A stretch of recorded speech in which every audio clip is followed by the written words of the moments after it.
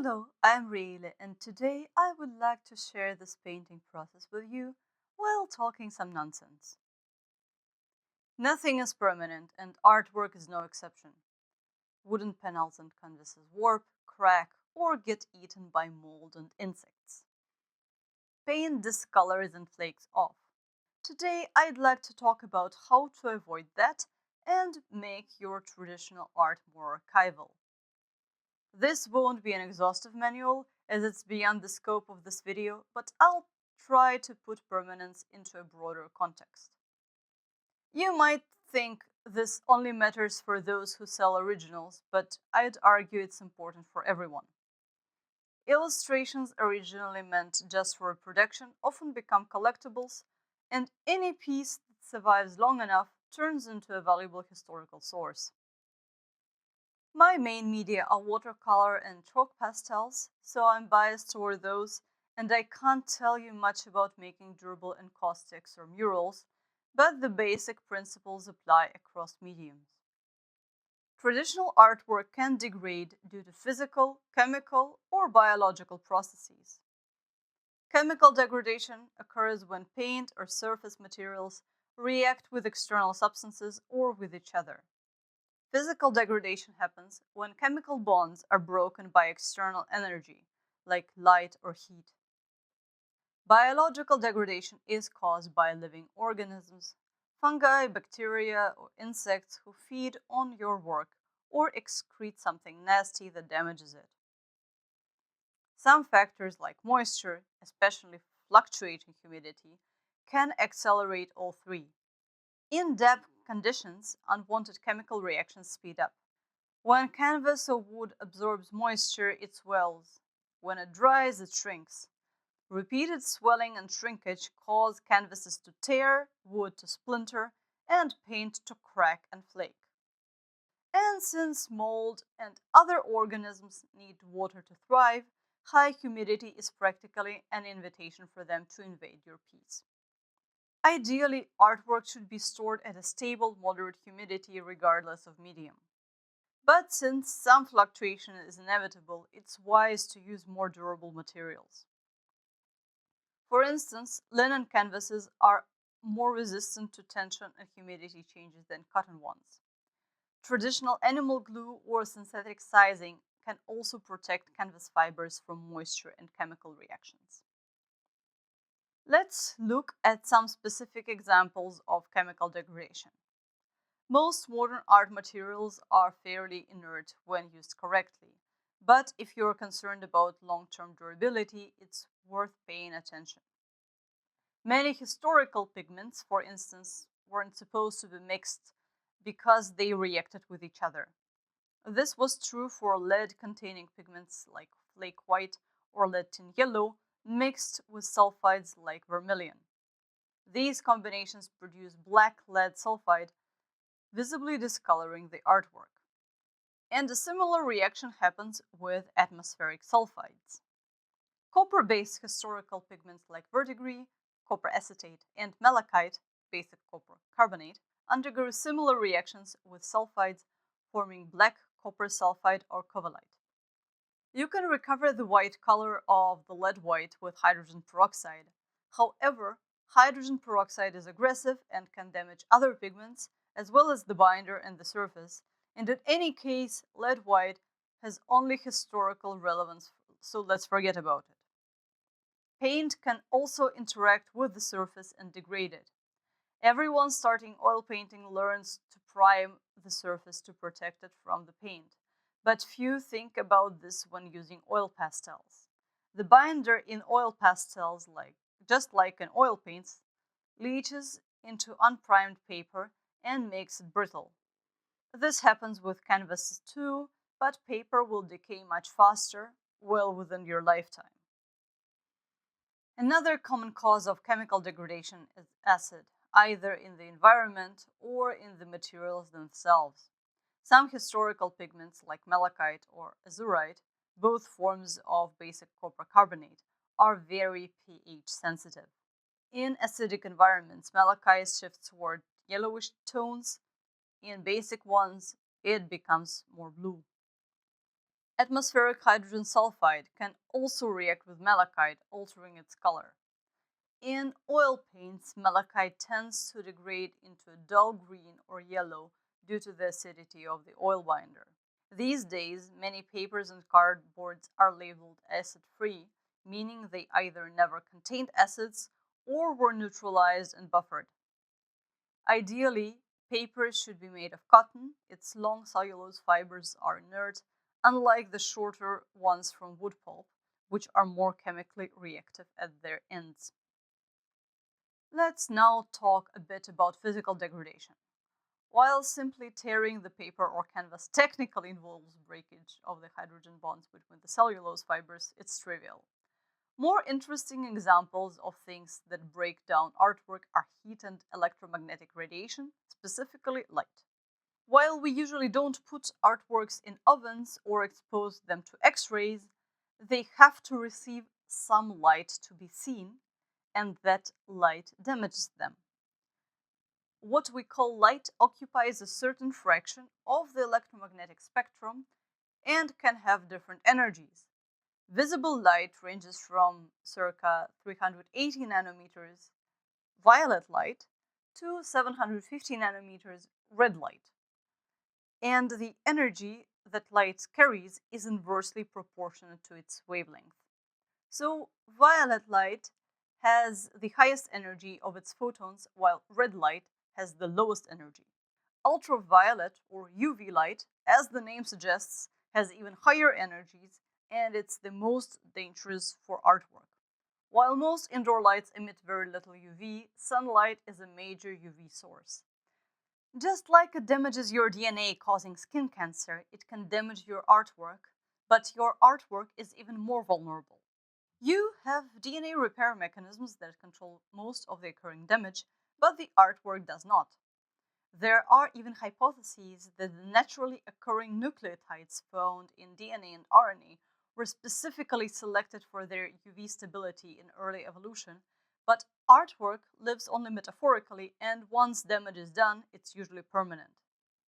And while surfaces suffer from light too, colored substances are usually the weakest link because for something to be colored, it has to absorb light in some parts of the visible spectrum and reflect it in others, and light absorption can always go too far. To tackle the issue of resistance to light or light fastness of colors, we should first define a few terms. Colored substances can be classified into insoluble pigments and soluble dyes. Pigments are insoluble particles that consist of multiple molecules or unit cells of a crystal. They sit on top of the surface they color and are often suspended in a binder to glue them to the surface. Dyes are soluble, so they exist as individual molecules in solution, and they chemically bind to the substrate they color. You can make a pigment from a dye if you immobilize the dye molecules on an inert substrate and thus make it insoluble, so-called laked pigment. Dyes are almost never truly light fast, but some are better than others. So dye-based inks, watercolors, markers, or whatever else are most often very fugitive. The same goes for colored papers. As the pulp is most often dyed with dyes, the color will not last. Pigments can be divided into two broad categories based on their chemical structure: organic and inorganic. This has nothing to do with whether or not they occur in nature. Organic just means it contains carbons bonded either with other carbons or with hydrogen atoms, and inorganic encompasses everything else. Most inorganic pigments are oxide, so compounds containing oxygen bound with other atoms, or insoluble salts. You can look up their names and chemical structures by the standard codes that say something like PR for pigment red or PB for pigment blue and some number.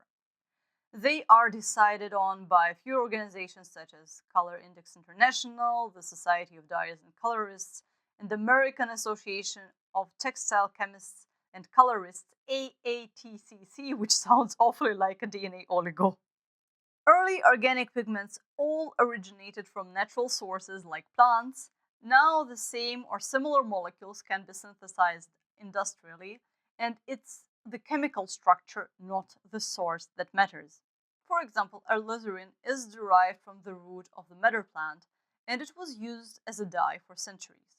For example, these British military uniforms were dyed using madder and cochineal. In the 19th century, alizarin was isolated from the plant and synthesized in the lab and then industrially.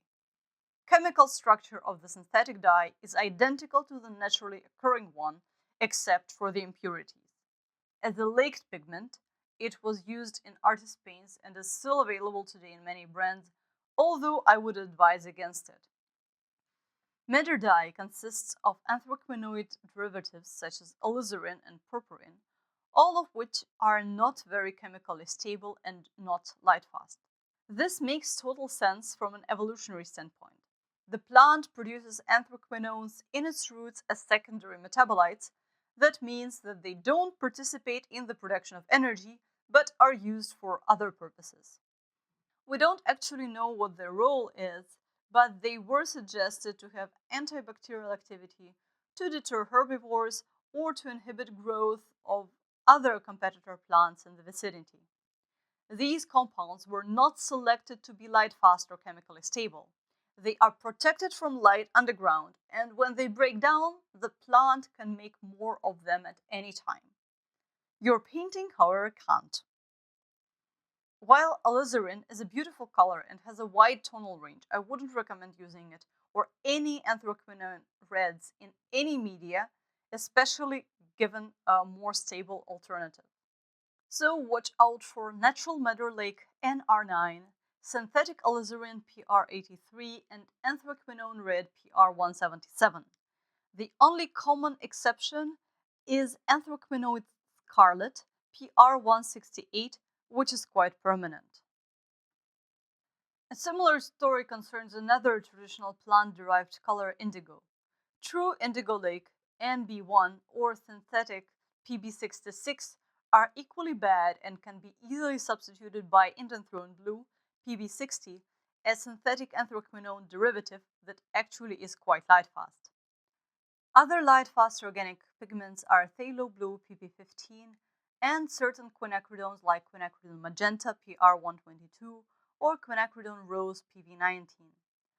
And while they are very good, they will never match the lightfastness of the best inorganic pigments. Let me explain why. This difference lies in the nature of their chemical bonds and is related to the question why our bodies are carbon-based.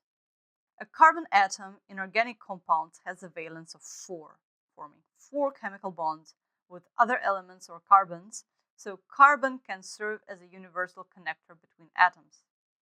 Thanks to its small atomic size, carbon can also form double bonds that are strong, but they can be broken in a stepwise manner.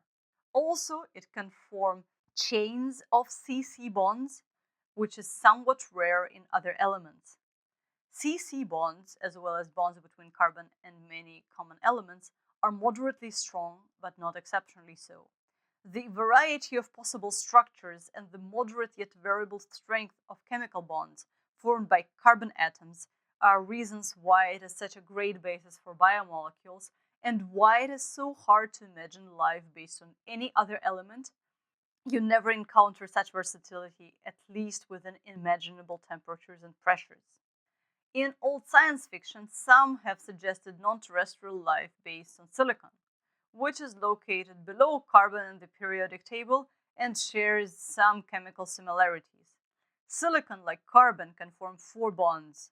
However, being a larger atom, it's less prone to forming double bonds.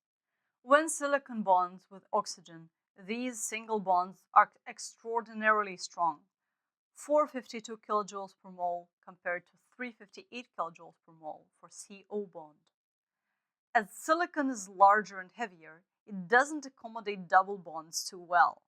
While CO2 is a gas, silicon dioxide is solid quartz.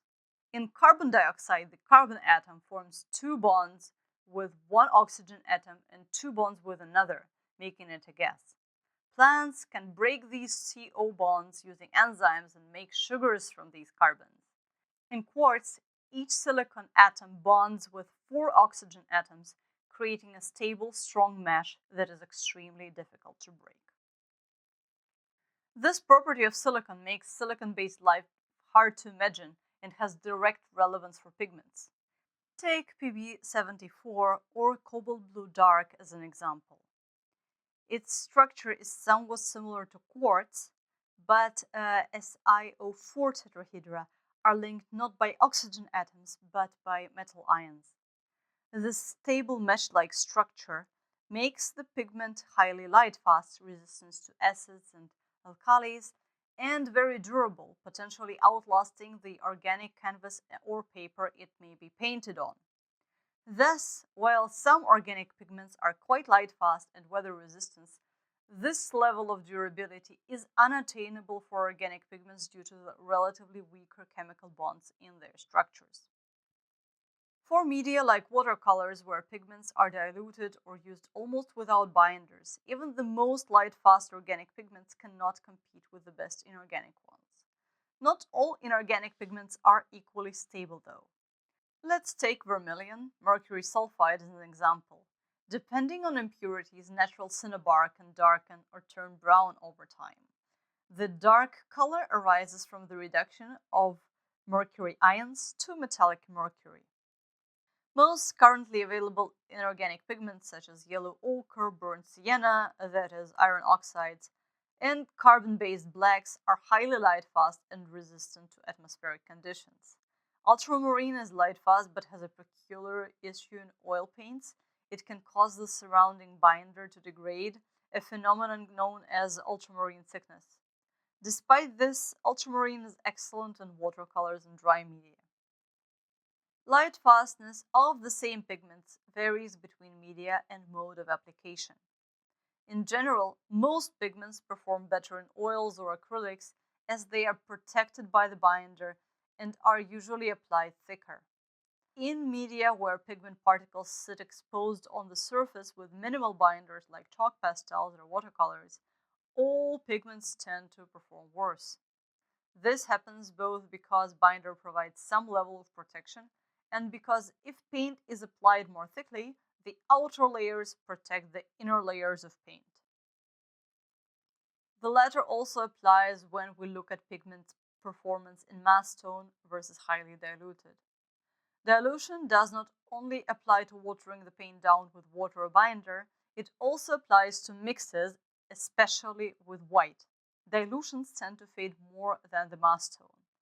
I suspect that tints are particularly susceptible for two reasons, one of which is purely perceptual. The differences in tints are just more noticeable. The other reason is physical. I suspect that the pigment particles are not just degraded by the light which hits them directly, but also by the light which hits the paper or the white particles and is reflected from them. And if you imagine a 100:1 tint, which is very reasonable for organic pigments, each one colored particle is bombarded by all the reflected photons from the surrounding dozens of white particles. And often, tints perform actually worse than dilutions. That is the case with Hansa Yellows PY3 and PY74, which are tolerable in watercolor, where white is barely used at all, but perform worse when mixed with highly reflective titanium white. In the next video, I'll dig deeper into the practicalities of light fastness. I'll tell you how it is tested, how these tests translate into real-world conditions, and what their limitations are. These considerations have led me to question the longevity of visual art in general. Even digital art, while free from physical degradation, is vulnerable to data loss, server failure, and technological obsolescence. The most stable form of creative expression over time might be poetry. Poetry requires minimal storage space, it is easily replicated, and retains its integrity across generations. Unlike visual art, which can seldom be reconstructed exactly once lost, poetry's structured nature makes it remarkably resilient to partial losses. Sweet day, so cool, so calm, so bright, the bridal of the earth and sky. The dew shall weep thy fall tonight, for thou must die. Sweet rose, whose hue, angry and brave, bids the rash gazer wipe his eye, thy root is ever in its grave, and thou must die. Sweet spring, full of sweet days and roses, a box where sweets compacted lie, my music shows ye have your closes, and all must die.